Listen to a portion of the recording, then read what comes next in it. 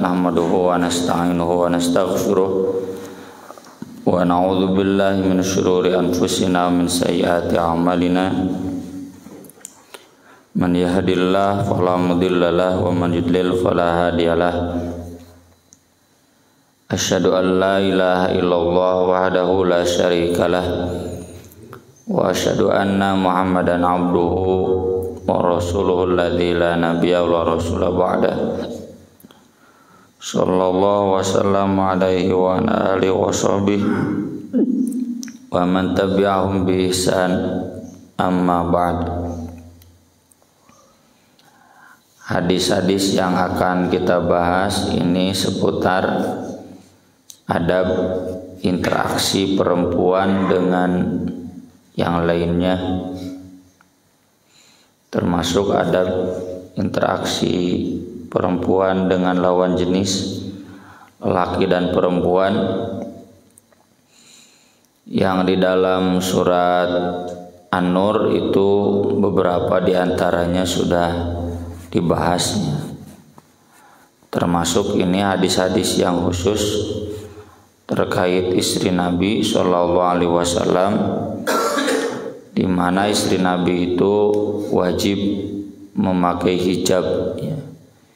Hijab itu kalau ngobrol dengan orang lain itu tidak boleh berhadapan langsung, harus di balik tirai atau di balik tembok, apapun yang menghalangi. Dan kalau istri Nabi keluar itu harus tertutup wajah dan tangannya semua. Jadi kalau sekarang pakai cadar, tapi itu khusus bagi istri-istri Nabi. Untuk selain istri Nabi mah bolehkan jilbab yang dikecualikan wajah dan telapak tangan. Meski kadang saya pribadi aneh ya, kenapa istilahnya hari ini hijabers bukan jilbabers ya. Harusnya jilbab bukan hijab. Hijab mah khusus untuk istri-istri Nabi. Kalau naik kendaraan pun, naik unta, ada sekeduk khusus ya, ada untuknya kandang misi kasarte, ada tempat khusus yang tertutup ya, kayak di film-film kerajaan dulu lah, tertutup naik kereta, naik kendaraan unta dan sebagainya. Yang pertama ini hadis Aisyah, dan yang kedua juga sama, ini konteksnya dituliskan dua kali di sini karena ada sedikit perbedaan fikih hadisnya nanti. Dari Aisyah radhiyallahu anha, anna azwajan Nabi sallallahu alaihi wasallam kunna yakhrujna bil laili idza tabarrazna ilal manasi'. Istri-istri Nabi Shallallahu Alaihi Wasallam keluar pada malam hari apabila tabarruzna, buang air besar, ilal manasi'. Manasi dijelaskan su'idun afiyah, tanah lapang yang luas. Dulu belum zaman ada toilet khusus ya. Aneh itu. Jadi belum zaman toilet khusus, yang namanya buang air besar itu ke tempat-tempat yang jauh dari pemukiman. Wa kana Umar bin Khattab radhiyallahu anhu yaqul li Rasulillah sallallahu alaihi wasallam. Lalu Umar bin Khattab usul kepada Rasulullah sallallahu alaihi wasallam, uhjub nisa'aka, suruhlah istri-istri Anda untuk memakai hijab. Falam yakun Rasulullah sallallahu alaihi wasallam yaf'al, tapi Rasulullah sallallahu alaihi wasallam tidak mengerjakannya karena Rasul tidak mau memberatkan istrinya, yang kedua belum ada perintahnya. Fa kharajat Saudatu bintu Zam'ah, lalu keluar Saudah binti Zam'ah zaujun Nabi sallallahu alaihi wasallam lailatan minal layali isya'an. Istri Nabi sallallahu alaihi wasallam pada satu malam isya'an, di waktu isya, ya, ba'da isya. Wa kanat imra'atan tawilah. Saudah itu perempuan yang tinggi, yang jangkung badak gitu ya. Nanti di riwayat di bawah disebut jasimah. Jasimah itu jism, jasmani, fisik. Fisiknya kelihatan besar ya. Tinggi, besar. Fanada Umar radhiyallahu an, lalu Umar menyerunya, ala qad arafnaki ya Saudah, kami kenal itu kamu wahai Saudah. Hirson ala an yanzilal hijab, karena saking ingin ya, kesal agar segera diturunkan ayat tentang hijab. Qalat Aisyah, kata Aisyah, fa anzalallahu azza wa jalla al-hijab, lalu Allah azza wa jalla pun menurunkan ayat tentang hijab ya. Kemudian di hadis berikutnya masih sama dari Aisyah, ceritanya juga sama, beda sedikit redaksinya.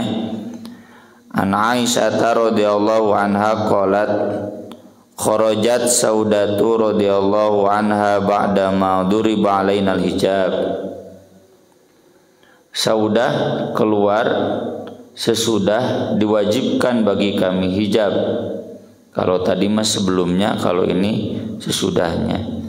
Litaqdiya hajataha, untuk memenuhi kebutuhannya. Maksudnya istilah qada hajat itu buang air besar. Wa kanat imra'atan jasimatan, dia seorang perempuan yang terlihat fisiknya, maksudnya tinggi besar. Tafra'un nisa'a jisman, tafra' itu melebihi dari perempuan-perempuan lainnya fisiknya. La takhfa 'ala man ya'rifuha, tidak akan tersembunyi, tidak akan luput bagi orang yang mengenalinya, meskipun pakai hijab, meskipun dari kejauhan. Amalnya birek Saudah. Fara'aha Umar bin Khattab radhiyallahu an. Umar bin Khattab kemudian melihatnya. Faqala ya Saudah, Saudah. Kan Arab itu tradisinya paternalistik ya, setara gitu, nggak kayak di Sunda, di Jawa. Kalau di Sunda, di Jawa itu kan non istilahnya ningrat lahnya, ada strata ya, ada beda-beda posisi masyarakat. Jadi kalau ke yang paling atas pakai naon ibu gitu ya, bapak, punten ya. Kalau di Arab nggak ada, manggil nama saja.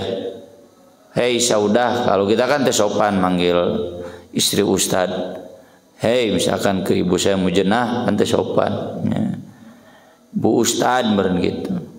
Ini karena budaya di Arab itu paternalistik setara ya. Nggak ada bahasa lemes, bahasa loma, bahasa kasar, nggak ada. Dan itu identitas Islam ya, kata Al-Atas, yang juga memengaruhi budaya Melayu.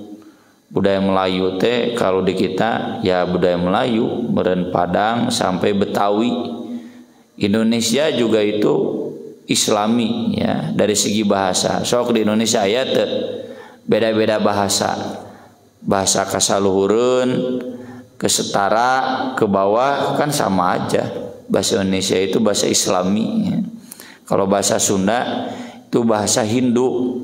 Jawa itu kan tradisi Hindu. Di Hindu kan beda-beda. Ada kasta kesatria ya, ada kasta sudra, ada kasta Brahma ya, beda-beda. Nah, jadi kita harus paham ya, panggilan Umar ke istri Nabi Saudah ini Islami lah ya, sesuai dengan tradisi di Arab saat itu, atau kalau tidak mau disebut Islami ya Arabi lah ya, sesuai dengan standar budaya Arab yang tidak mengenal kasta-kasta ya ningrat. Kalau Sunda Jawa mah ada kapangaruhan ku Hindu. Nah, yang sesuai Islam itu Melayu, Indonesia itu nggak ada kan. Mantak barudak mal riweuh diajar bahasa Indonesia mah kasaluhurun, ka sahanapeun ya. Diajar bahasa Sunda kan anak-anak malasnya begitu. Memilih bahasanya harus tepat ya. Banyak orang Sunda yang mengagulkan bahasa Sundanya, tapi kalau dalam perspektif saya ya itulah kelemahan bahasa Sunda, karena membeda-bedakan manusia dari segi statusnya, padahal perbedaan hanya dari segi ketakwaan. Jadi wahai Saudah, demi Allah kamu tidak tersembunyi dari kami, kami tahu itu kamu. Fanzuri kaifa takhrujin, maka perhatikanlah bagaimana kamu keluar. Kade cenah pakai hijab ya. Qalat fan kafaat raji'ah, lalu Saudah pun segera berbalik pulang lagi, enggak jadi. Wa Rasulullah sallallahu alaihi wasallam fi baiti, saat itu Rasulullah sallallahu alaihi wasallam sedang ada di rumahku. Wa innahu la yata'asya, dan beliau sedang makan asya. Asya itu makan malam ya. Waktu isya. Wa fi yadihi arkun, dan di lain arkun irkun, arkun matu kesang. Irkun itu tulang yang ada daging kayak tulang iga, irkun. Atau tulang naon deui nu aya dagingan paha ya. Fi yadihi irkun, beliau sedang memegang tulang iga ya. Fadakhalat, lalu Saudah masuk karena tahu jadwalnya ini jadwal Aisyah, maka datang ke rumah Aisyah. Faqalat ya Rasulullah, wahai Rasulullah, inni kharajtu, tadi aku keluar. Faqala li Umar kada wa kada, lalu Umar berkata kepadaku begini. Qalat, kata Aisyah, fa uhiya ilaihi, lalu diwahyukan kepada beliau. Tsumma rufi'a anhu, kemudian diangkat dari beliau wahyu. Wa innal irqa fi yadihi, dan tulang itu masih ada di tangan beliau. Ma wada'ahu, tidak diletakkan ya. Faqala, lalu kata Nabi, innahu qad udhina lakunna an takhrujna li hajatikunna, sungguh telah diizinkan bagi kalian untuk keluar memenuhi kebutuhan kalian ya. Ayat hijab itu sendiri ada di surat Al-Ahzab. Saya tidak menghafal nomor ayatnya. Turunnya ketika Nabi menikah dengan Zainab binti Jahash. Zainab binti Jahash itu yang pernikahannya cukup kolosal ya, sampai dijadikan latar belakang turunnya surat Al-Ahzab dari awal sampai akhir. Kan Zainab binti Jahash ini Quraisy ningrat, putih gelis ya, muda lagi. Kata Aisyah, satu-satunya istri Nabi yang aku merasa tersaingi, saingan Aisyah itu Zainab binti Jahash, dan pintar masak lagi. Kalau Aisyah kurang, karena Aisyah mah ustadah ya, pintar ngapalkeun hadis. Kemudian dinikahi oleh Zaid bin Harithah ya. Zaid bin Harithah ini budak Afrika kan, mantan budak Afrika, hideung ya, hideung, kemudian ya malah Afrika. Nah, ketika Rasul melamar untuk Zainab itu menolak. Tapi entah bagaimana kemudian turun ayatnya, nggak boleh menolak putusan Allah dan Rasulnya. Padahal sebetulnya kan melamar ditolak itu sah-sah saja. Tapi karena memang ada hikmah di balik ini ya, jadi ini menunjukkan bahwa Quran itu turun mengikuti takdir ya, dan ini harus jadi garis takdirnya. Kemudian menikahlah, tapi karena memang Zainab tidak cinta, ya, Zaid pun merasa. Kemudian Zaid bin Harithah konsultasi ke Nabi mau menceraikan Zainab, dan kemudian berbulat untuk itu. Saat itu kemudian turun ayat yang memerintahkan Nabi SAW untuk menikahi Zainab, dan Nabi tidak langsung mengamalkan ayat tersebut, menyembunyikan. Kenapa? Karena tabu. Masa ada bapak menikahi istri mantan anaknya? Karena Zaid bin Harithah itu kan sudah diangkat anak oleh Nabi, anak angkat ya. Kan nggak boleh masa menikahi istri anaknya, mantan menantu, tidak aku dinikah gitu. Nah justru di sanalah kemudian Allah hendak membatalkan tabani. Tabani teh adopsi. Jadi dengan ayat-ayat surat Al-Ahzab pertama, Allah membatalkan tabani. Ud'uhum li abaihim fa illam ta'lamu abaahum fa ikhwanukum fiddin. Ya, sampai Allah mengatakan dzalikum qaulukum bi afwahikum. Itu omongan kamu dengan mulut kamu yang tidak ada dasar kebenarannya. Wallahu yaqulul haqqa wa huwa yahdis sabil. Ya. Panggillah mereka dengan bapa mereka, jangan dinasabkan kepada yang mengurus. Makanya kata Allah, ma kana Muhammadun aba ahadim mir rijalikum. Muhammad itu bukan bapak siapapun di antara kamu. Karena memang saat itu Nabi anak laki-lakinya sudah pada meninggal. Ya, bukan Nabi itu Rasulullah wa khataman nabiyyin. Lalu ditegur Nabi, ya, wa tukhfi fi nafsika ma Allahu mubdih wa takhshan nas wallahu ahaqqu an takhsha. Kenapa kamu menyembunyikan dalam dirimu apa yang sudah Allah perlihatkan? Kamu takut kepada orang lain padahal Allah lebih layak kamu takuti. Jadi ayat ini menunjukkan bahwa wahyu itu dari Allah, bukan dari Nabi. Kalau memang wahyu dari Nabi, gak mungkin ada ayat itu. Ya, masa mengkritik Nabi, buatan Nabi, gak bisa. Falamma qada Zaidu wa qalama qada minha Zaidu wa tarang zawajnaka. Ketika Zaid sudah menyelesaikan akhir pernikahannya, kami kan menikahkan kamu dengan dia, ya. Nah kemudian Nabi pun membacakan ayat itu, dan Nabi kemudian menikahi Zainab binti Jahash. Pernikahannya di waktu duha, jam 10 lah merenai nama atau jam 8. Lalu tamu berdatangan sampai ba'da Isya itu masih ada tamu, ya, sampai Nabi masuk ke kamar ngarah tamu tenyara ringkah, henteu nyingkah keneh wae, ya.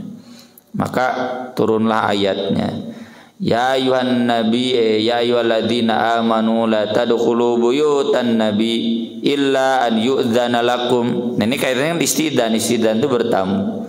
Kecuali kalau kamu diundang, jangan masuk ke rumah Nabi kecuali ada undangan. Ila ta'amin ghairu nadirina inah, itu pun undangan makanan yang tidak kamu tunggu masak. Ah cenah urang kata Nabi, ah cenah sugan ke masak disuguhan nggak boleh, harus sudah betul ada hidangannya.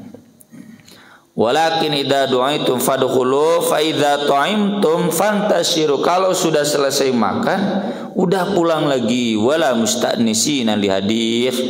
Jangan merasa nikmat ngobrol jeung Nabi. Inna dzalikum kana yu'dhin nabi fayastahi minkum. Itu teh cenah nyusahkeun Nabi. Tapi beliau itu segan mengusir tamu. Wallahu la yastahi minal haq. Tapi Allah tidak malu dari kebenaran.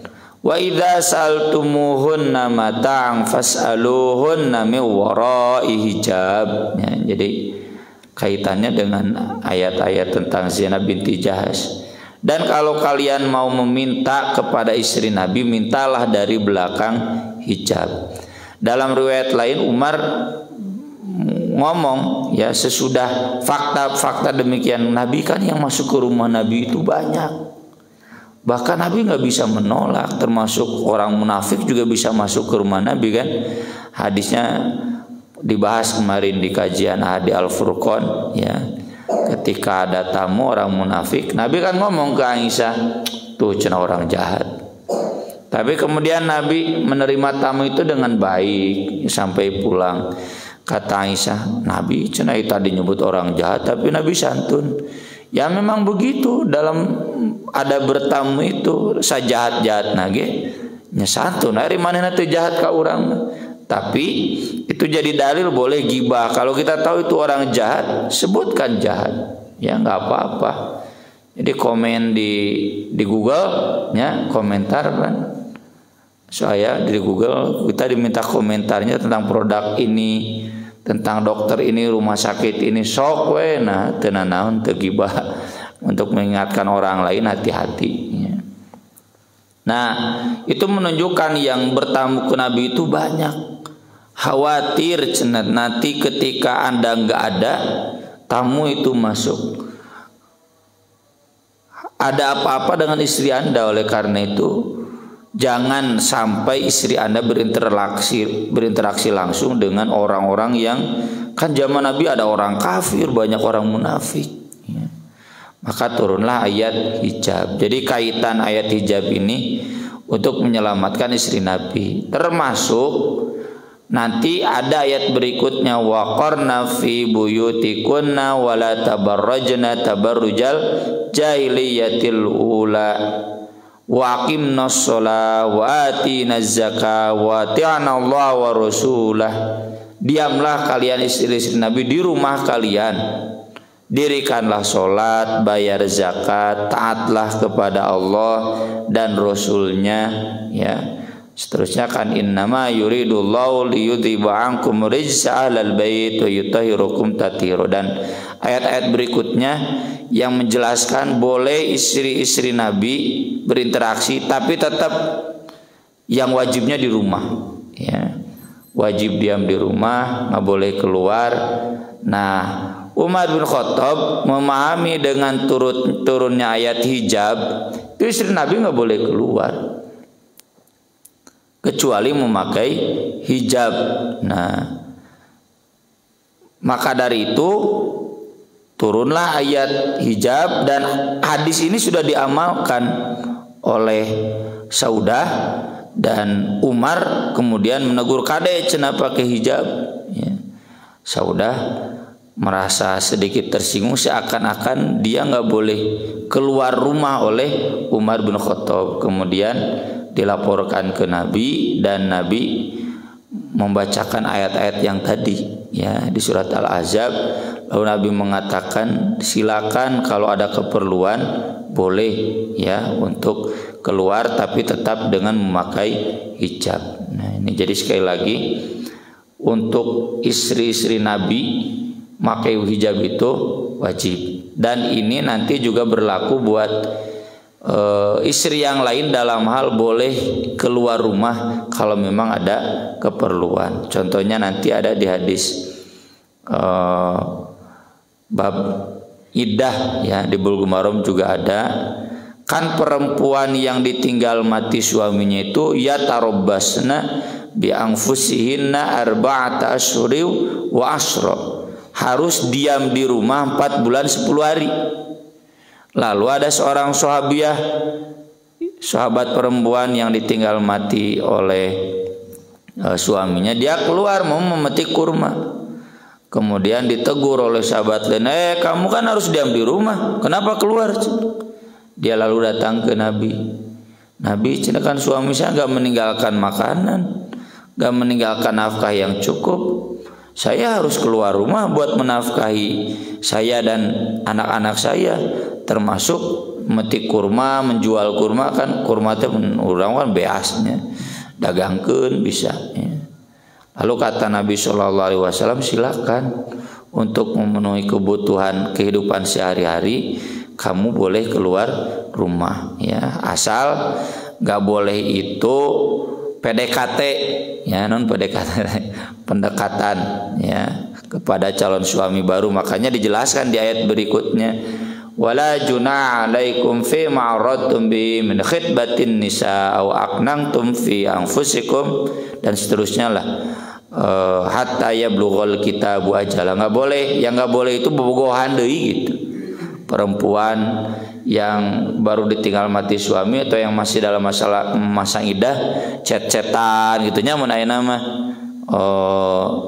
diadu status misalkan Instagram atau WhatsApp yang intinya saling memadu kasih, memadu cinta, itu nggak boleh, haram. Dan ayat itu menegaskan bahwa meskipun perintahnya harus diam di rumah, bukan berarti tidak boleh keluar rumah. Kalau ada keperluan silahkan ya. Cukup dulu ya, ini hadis yang berikutnya juga panjang, khawatir terlalu panjang. Jadi intinya ibu-ibu boleh keluar rumah kalau ada keperluan, dan tentunya tetap memakai adab pakaian sebagaimana yang disyariatkan. Kalau istri Nabi pakai hijab, kalau ibu-ibu pakai jilbab yang baik dan benar ya. Terutama mun isuk-isuk ieunya ibu-ibu kalau luar meuli sangu koneng meuli bubur teh mara ke baju sare ya. Teu sararopan pisan. Jeung jadi era kanu ningalina kuduna teh nu erana teh ibu-ibu ya. Jadi ieu nu era teh nu ningalina. Aku qouli hadza wa astaghfirullah li wa lakum subhanakallahumma bihamdik asyhadu an la ilaha illa anta astaghfiruka wa atubu ilaik. Wassalatu wassalamu ala rasulillahil karim. Wassalamu alaikum warahmatullahi wabarakatuh.